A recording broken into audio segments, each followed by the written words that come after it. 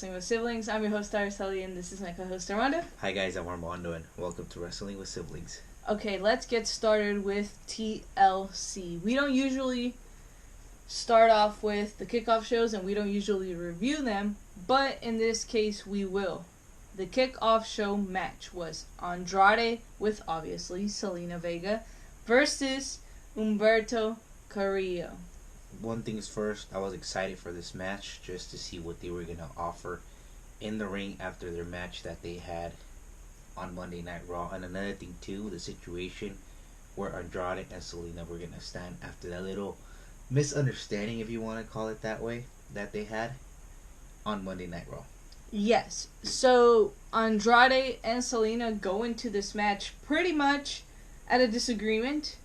And that's the advantage that Humberto Carrillo has, because we never see Andrade and Zelina at a disagreement, you know. And at this point, I'm thinking to myself, okay, TLC is really going to define which way Andrade and Zelina are going to go. Are they going to get split or are they not? Personally, I think it's a bad idea if these two split. I don't think it's the proper time. I don't think they both reached the level that they're supposed to reach for them to split. I think it's too soon. I definitely agree with you on that. If they end up splitting, it has to be after one of them becomes champion.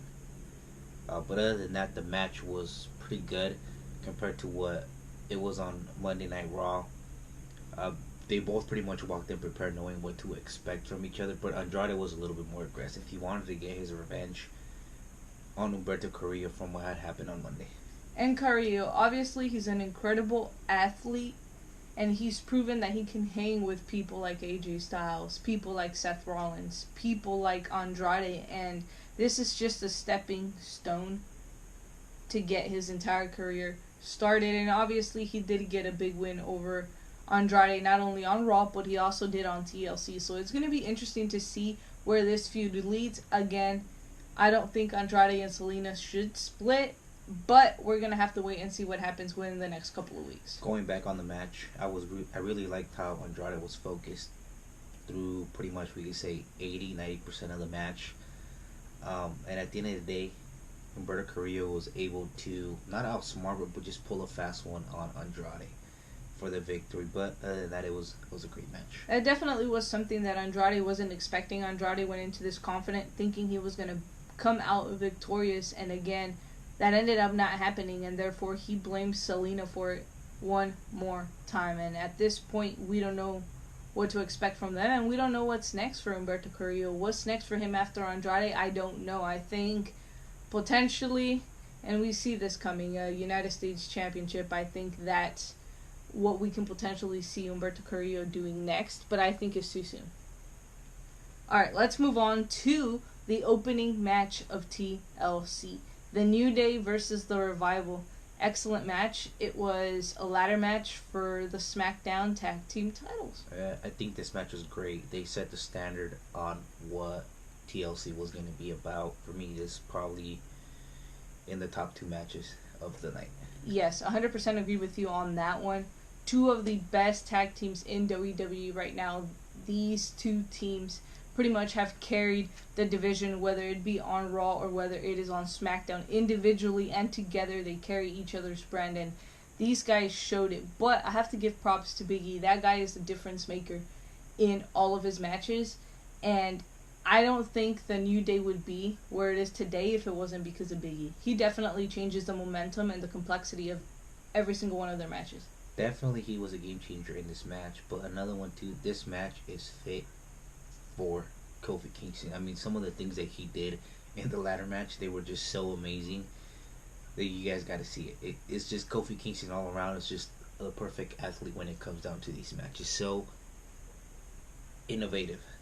If you think he's impressive in singles matches, when you put him in an actual stipulation match, whether it's the Rumble, whether it's the Chamber, whether it's something like a TLC match, he really excels and he's comfortable, because these type of matches, as you said, they're built for a guy like Kofi Kingston, and I think they had the advantage going into this match since the very beginning. But I was very impressed by the Revival. It was something out of that they're not used to. In this match, they actually had to take out their opponents in order to go and get and retrieve the tag team titles from the top. Yeah, they definitely went above and beyond. They definitely showed they are probably one of the best tag teams, as I said earlier. This team, I think there's a difference between them and the New Day. I think this team really is fully prepared. They know each other like the palm of their hands, and they define what a real tag team is. Nothing against the New Day, they define that as well. But the Revival has learned to adapt to one another super, super quickly and super easy, that at this point, any opponent that they go up against is a huge target. The Revival is one of those teams where you can't underestimate them and you can't go in with the game plan because they're going to turn it on you super, super quick.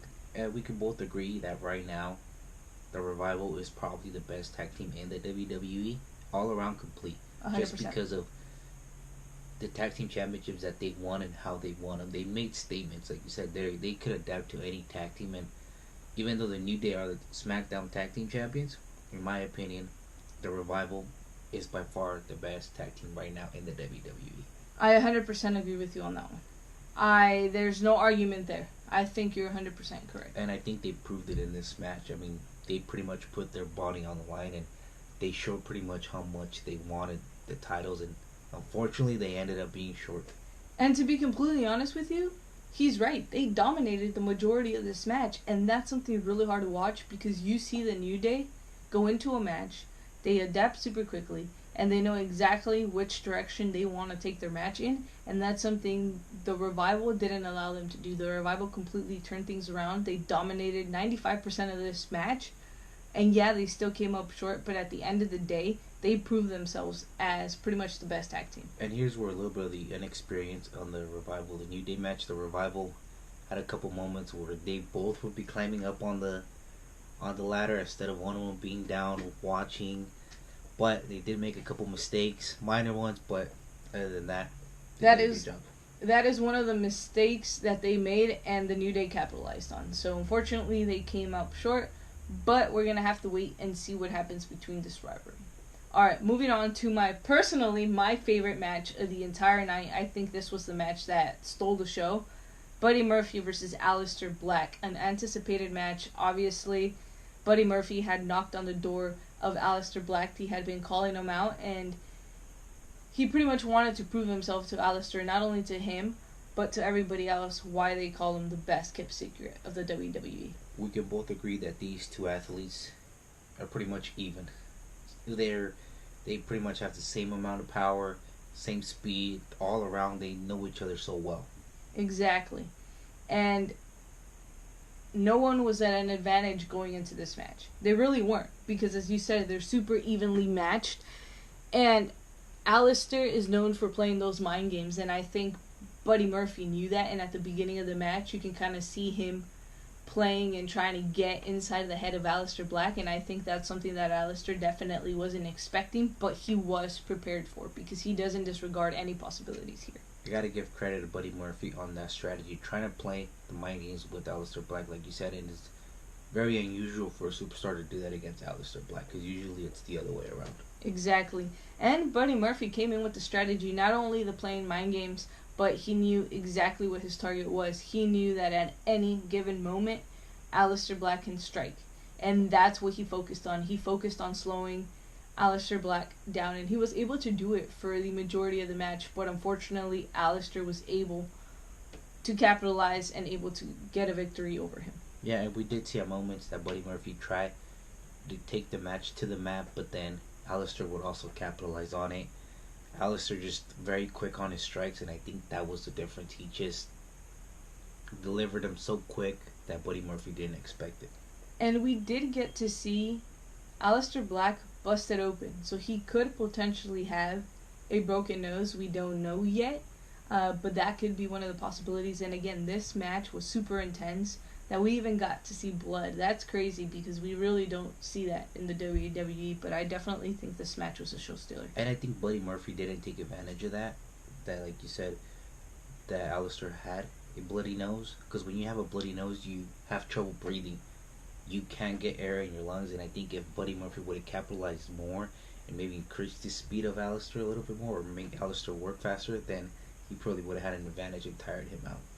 100%. But he didn't. Instead, he focused on the legs of Aleister Black, and I think that was another one of his strategies, and that was one of the advantages that he was going to have. But at the end of the day, he came up short. Aleister was just too fast. He was way too athletic, and he knew exactly how he was going to take down Buddy Murphy, and that's exactly what he did. Alright, let's move on to the Viking Raiders, who had an open challenge. Personally, I thought the AOP was going to be the team that was going to answer this call, but I was wrong. The OC, Gallows and Anderson, decided they wanted to face the Viking Raiders for the Raw Tag Team Championships, but keep in mind, this is the only team that has been able to defeat the Viking Raiders. Other than that, they have no losses. I think the difference has been that the OC has been able to get to the Viking Raiders by using their experience. The OC has been able to face tag teams throughout the entire world. In Japan, in Mexico, you name it, they faced them all. So they're using that experience against the Viking Raiders, and I think that has been the difference in the matches they have had up until now. Even in this one it was so evenly matched that what happens, it ended up in a count out. But see, I think, I agree with you on that, but I think the OC has been so good at getting inside the head of the Viking Raiders simply because they're the only team that has been able to beat them, and that's something nobody else has been able to do. But not only that, they are the team that is super experienced, as you said, but to see the OC dominate the Viking Raiders the way they do, the way they dissect them, the way they make sure they keep them down, the frequent tags, isolating them, and making sure they don't give them an opportunity to refresh themselves, an opportunity to tag their other partner. That right there shows the experience that they have, and that's what they've been able to use against the Viking Raiders. And I don't really think the Viking Raiders realize that, because yeah, the Viking Raiders work extremely well together, because they do as a team. But I think there's something in the OC that no other team has been able to really catch on to. What they've been able to do so good in this match is they were able to isolate either whether it was Eric or Ivar out of the ring and focus on one and try to get that pinfall really quick, and that's what has made them successful. But in this match, not so successful because, like I said, it ended up in a count out for both teams. I really have to give props to Ivar. That guy impresses me each and every single time he's in the ring. You know, for a guy his size, you look at him and you're just like, well, he's mainly power. No. Ivar has learned how to use speed to his advantage, and he's learned how to use power to his advantage, and he really is the difference maker in these matches, and you got to saw that. Every time he was in that match, for the most part, he was dominating, whether it was Gallows or Anderson, but again, the experience played a huge factor in this match. Alright, let's move on to Baron Corbin versus Roman Reigns in a TLC match. This was basically, I guess, an anticipated match. It's very personal now. You can expect pretty much anything to happen. You can't trust Baron Corbin, but also being the fact that Roman Reigns is Roman Reigns, you know he has something up his sleeve. He is definitely prepared for anything that's going to be brought to him. I gotta give it up to Baron Corbin. He pushed Roman Reigns to his limit and took him to where nobody else has taken him before. And I just gotta give that props to Baron Corbin. Same thing with Roman Reigns, man. Roman Reigns just been unstoppable in these type of matches. These matches are meant for Roman, and this is where he shines. 100%. Baron Corbin, incredible athlete. We've said this so many times. We've been behind Baron Corbin for the last year, 2019. He's incredible inside the ring. He knows exactly what he's doing. He has studied and analyzed each and every single one of his opponents. He knows how to get inside the head of Roman Reigns, but most importantly, he knows how to weaken Roman Reigns. And that's something we don't really see, because Roman is, for the most part, the big dog. He's the powerful one. He's out there, and people are afraid of Roman Reigns. This is something that Baron Corbin isn't afraid of. Yeah, and not only that, and like we've been seeing for these past couple of weeks, and we saw it in this match, Baron Corbin has backup. He's got Dolph Ziggler.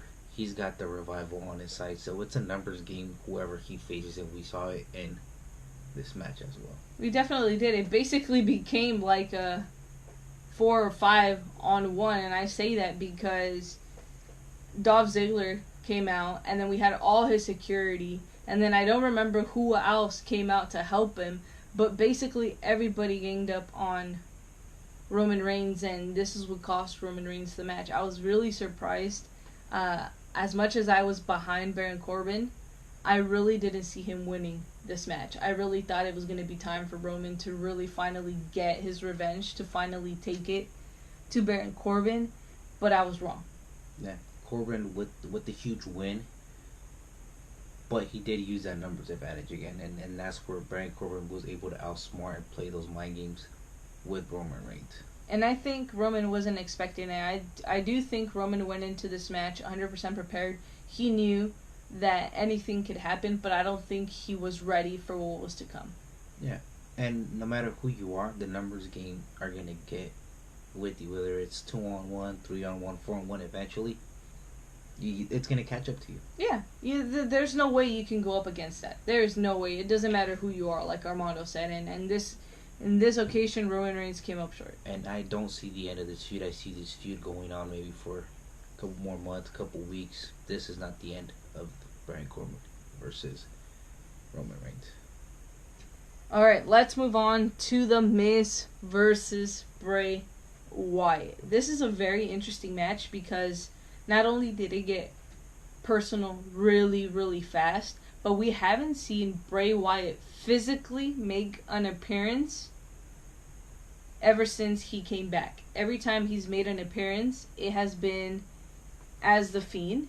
And yes, we've seen him as Bray Wyatt on the Titantron, but he hasn't come out as Bray Wyatt. This is the first time we get to see him as Bray Wyatt. Yeah, and I think The Miz was also kind of hesitating which side of Bray Wyatt was going to come out, whether it was going to be The Fiend or was going to be actual Bray Wyatt. Bray Wyatt. And for the most part, The Miz was able to dominate the entire match, and I think this is where the split personality comes into. You have The Fiend, somebody you technically have to be afraid of, someone who is extremely dominant, shows no mercy, pretty much has no feelings, and he will do anything and anything not only to win, but to cause you physical punishment. And Bray Wyatt is a little softer. He's more of like, more friendly and stuff like that. And we definitely saw that in the style that he was wrestling. Yeah, he pretty much didn't give a lot of offense throughout the entire match against Miz. You can see that on the match. 100%. And The Miz went into this match prepared. He definitely was, whether he got The Fiend or whether he got Bray Wyatt. He was prepared for everything that was going to come. And you really have to give it to The Miz, because The Miz is one of those people that you've looked at him in the past and you're just like, he's just The Miz. I mean, it's just The Miz. But over the years, he's improved, and now he's pretty much the Aleister. He really has lived up to the name that he's built, and you really have to give him props for that. I think The Miz didn't care about winning this match. All I think he cared is about getting his hands, whether it was a Fiend or Bray Wyatt, because of what he had done to his family. Speaking of that, do you think The Miz will be satisfied with the outcome of this match? He didn't win, but he did dominate 95% of this match. He really took Bray Wyatt to his limit. Do you think he'll be satisfied? I think he will be satisfied just because he took matters into his own hands. 100%. I agree with you on that one. I think this is definitely what The Miz wanted. But speaking of this Miz feud being extremely personal, it all started with Daniel Bryan, who made his return and attacked Bray Wyatt. What's next for Daniel Bryan? I don't know. Is he going to be encountering The Fiend, or is he going to be encountering Bray Wyatt? Who does he have to respond to now? Yeah, after that situation he faced with The Fiend over in SmackDown, I kind of was going towards him joining The Fiend, but now it just flipped in a completely different direction. So I don't know where Daniel Bryan is going to go with this. We did see the old Daniel Bryan when he first started. Looks like the Yes movement is back, so excited for that, to see where that's going to go.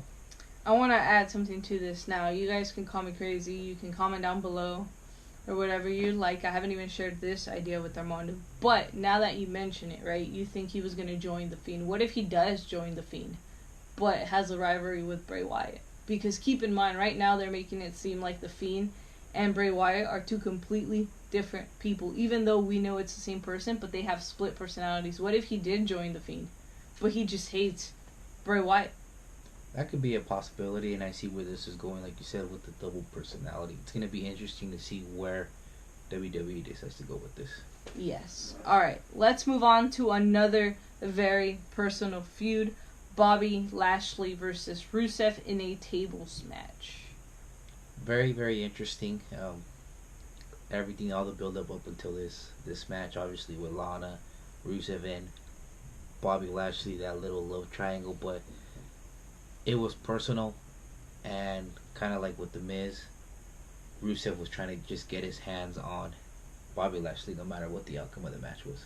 I think Rusev went into this match with the disadvantage. Obviously, there was a Lana there, and there is no disqualifications in this type of match. Lana could have very well gotten involved in this match. I think he went into this match not focused, and all of these things are something that Bobby Lashley had. He had Lana by his side, which he can use to his advantage. Two, he went into this match completely focused. He went in knowing he was going to come out victorious, and I think that's something that Rusev didn't have. Yeah, like you said, Bobby Lashley had Lana on his corner, which she wasn't interfering in the match. That was a given from the get-go. But like I do agree with you on one point. Rusev was not focused 100%. He just wanted to beat up Bobby Lashley no matter what it was. And I think if he would have focused on winning the match and putting Bobby Lashley through a table, he would have won, because there was moments where he could have done it and it was just like, no, you know what? I'm going to hurt you more because of what you have done to me. And I think that was Rusev's mistake. Yeah, he definitely didn't hold back, and there was a point where I was like, well, maybe Rusev would just be like, you know what, I'll let it go. But no, he obviously wanted to get his hands on Bobby Lashley, and he came up short. He couldn't have explained it better. If he would have been focused, we probably would have had a different outcome. Bobby Lashley, using Lana to his advantage, was able to defeat Rusev because of the distraction. And I don't think this is going to be the end of it. I think we're going to see more of Rusev, Lana, and Bobby Lashley. I'm certain for sure that Rusev's going to want a rematch. 100%. There has to be a proper ending to this. I see it ending with Rusev finally getting the revenge that he so rightfully deserves. But we're going to have to wait and see how they play it out. And regardless of what the outcome of this is a huge opportunity for Rusev to pretty much start all over again and pretty much restart his career and put it on the right path. Do you think now he'll be taken seriously, now that he doesn't have a distraction, now that Lana isn't there, he'll be taken seriously as a serious competitor? Not that he wasn't before, but I feel like Lana was a distraction to Rusev. I always seen him as a serious competitor, and I think this is going to benefit him. So yes, I think it's going to benefit him in the long run. I 100% agree with you on that one. Alright, let's get into our main event, which was the Kabuki Warriors versus Charlotte Flair and Becky Lynch in a TLC match for the women's tag team titles. Keep in mind, everybody would question the friendship between Charlotte and Becky Lynch. And let's keep in mind, if we follow last year, I believe Charlotte and Becky were friends, and they were pretty much tag team partners. They're not strangers working with each other, and they worked pretty well in this match. They know each other super, super well. They're bitter enemies, but best friends at the exact same time. And we've seen them be bitter enemies over the last year. But we also saw them come together, and I think it was because of the Kabuki Warriors, where they're like, you know what? We have to really show them who we are and that we will not be pushed around. And when it comes to them coming together, they can come together and be pretty much the best team they could potentially be. I was a little concerned when they went into this match, though, because I was like, if there's one clash of egos, that's it. That completely takes down the team of Charlotte Flair and Becky Lynch. But surprisingly, there wasn't. They were working extremely well together. They put all their differences aside. And I don't think it was about winning the tag titles. I think it was about teaching the Kabuki Warriors a lesson. Yeah, and not only that, but smart strategy by the Kabuki Warriors. One, they tied Becky Lynch to the ladder, which it was brilliant, which that made it a 2-on-1 match against Charlotte Flair. Genius. And another thing too is they would take out Charlotte Flair and then they'll focus on Becky Lynch. So regardless, their strategy was genius, like you said, brilliant. Yeah, they were taking one competitor out at a time, whereas Becky and Charlotte would both take out both at the exact same time, and I think that's one of the mistakes that they made. But regardless, you can't underestimate the Kabuki Warriors. I mean, they definitely outsmarted Charlotte and Becky Lynch, and going into this match, you look at it, when you put these two competitors side by side, you look at it and you're just like, okay, Charlotte and Becky are the most experienced. They're going to win this match. But if you really look at it, the Kabuki Warriors were the most dangerous team from the beginning. I mean, they pretty much used the rope that they had already tied, the same rope that they used to tie Becky Lynch with, to their advantage. Becky was climbing up the ladder and we were like, okay, she's got it. Asuka just pulls it, or it might have been Kairi, I don't remember. But they pull it and then she just falls. That is genius. They knew exactly what they were doing and they used every single thing they could to their advantage, and they outsmarted Becky Lynch and Charlotte Flair. The Kabuki Warriors were pretty much waiting for an opportunity, Becky Lynch and Charlotte, to make a mistake, and I don't think they made it, but like you said, they outsmarted them. Yeah. Throughout the entire match. And that's something that I think Charlotte and Becky weren't prepared for. They weren't prepared to be tied down. They weren't prepared to be outsmarted the way they were. I can't say they were out-wrestled because they weren't. Because all four of these competitors are amazing. I just think the Kabuki Warriors went in with the plan. They went in with the strategy. And I think that's something that Becky and Charlotte lacked. Yeah, I definitely agree with you on that one. And at moments, I feel that they forgot about the tag team titles. They just wanted to go out there and make a statement to Asuka and Kairi Sane and be like, look, we're better than you guys. But at the end of the day, Asuka and Kairi Sane ended up getting the win. They took their eyes off the prize. That is what happened. And Asuka and Kairi never did that. They knew that the purpose of this match was to win and retain the tag team championships, and that is exactly what they did. So can we say that Kairi Sane and Asuka got their biggest win since they became tag team champions? Yes.